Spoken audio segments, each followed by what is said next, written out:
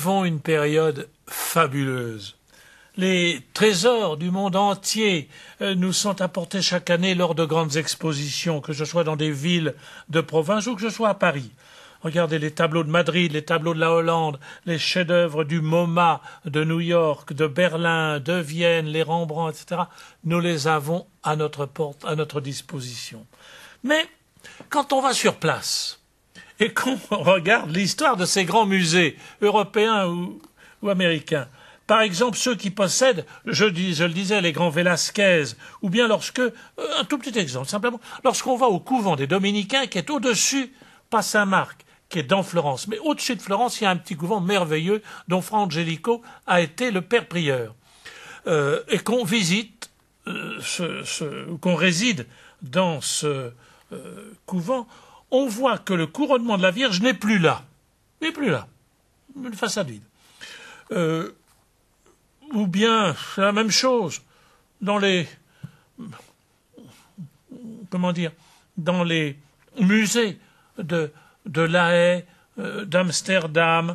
On comprend qu'à certains moments, les armées de Louis XII, de François Ier, de Napoléon ont tout simplement fait bonne provision de chefs-d'œuvre. Ça nous a permis de faire le Louvre, en partie. Ils les avaient apportés en France, on ne les a pas tous rendus. Loin de là. On s'est un peu débarrassé du problème en rachetant, en baissant le prix, certains d'eux. Mais voici le titre de notre parabole. Les barbares, alors, c'était nous. Nous nous gargarisons très souvent de la civilisation, de la primauté du sens de l'universalité française, etc. Moi, aujourd'hui, je m'arrête à cette parabole, à cette histoire. Les barbares, alors, c'était nous. Je me souviens du choc que j'ai eu quand, au-dessus d'un hôtel de notre couvent dominicain de Fiesole, donc au-dessus de Florence, je célébrais la messe ce jour-là, à cet hôtel. La paroi au-dessus de l'hôtel était vide. Imaginez un mur vide, complètement vide. Il y avait simplement une petite banderole en bas. Le couronnement de la Vierge de Fra Angelico n'est plus ici, mais il est au musée du Louvre.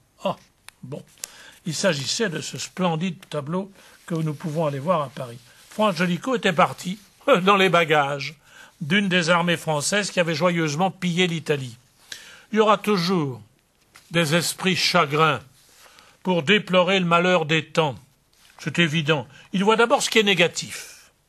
Ces esprits chagrins sont alors tentés de se pencher avec nostalgie sur un passé révolu. On se retourne vers le passé, puis après coup, on idéalise rétrospectivement, et puis on dit « c'était le bon temps », comme on dit. Mais dites-moi, quand y a-t-il eu dans l'histoire de l'humanité du bon temps? Cherchez, grattez, fouillez.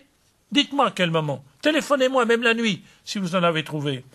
Ceux-là qui se plaignent ne cesseront jamais de maudire dans la barbarie de l'esprit moderne d'aujourd'hui le visage détesté finalement du monde à venir, du monde de demain. Soyons bons enfants.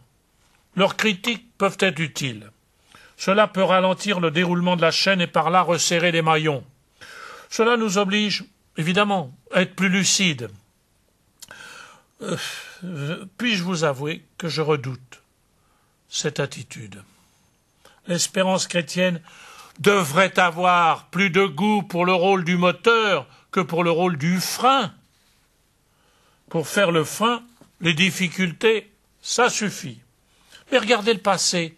Les habitants d'Athènes, en Grèce, ont pu en leur temps, se désoler du triomphe de ces sauvages, de Macédoniens et de Philippe, le père d'Alexandre, quand la Macédonie a envahi la Grèce.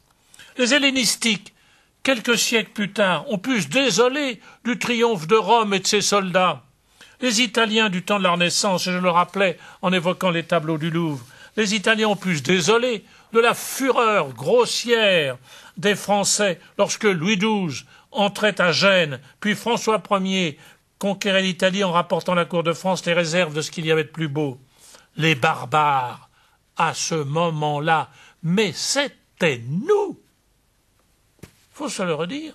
Mais oui, la culture occidentale n'en a pas moins continué. Et en continuant, elle s'est renouvelée, elle s'est enrichie à travers tous ces brassages dans une culture qui renaissait. Ce fut comme une revitalisation inattendue.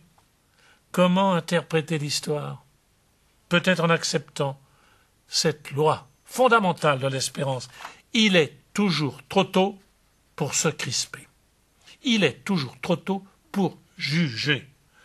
Pour parler de barbarie, même en regardant le monde moderne, le monde actuel, il est toujours trop tôt pour la désillusion, il est toujours trop tôt pour faire un bilan, il est toujours trop tôt pour juger.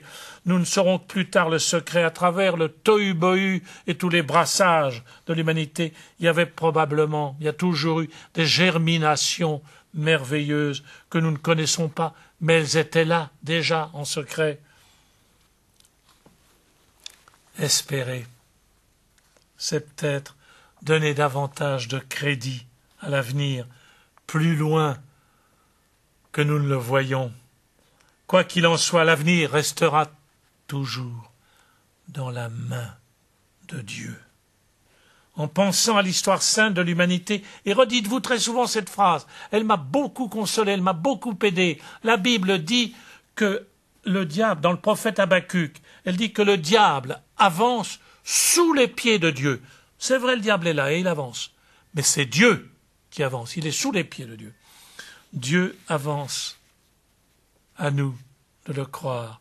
Même si parfois, hélas, on a l'impression que le diable est là.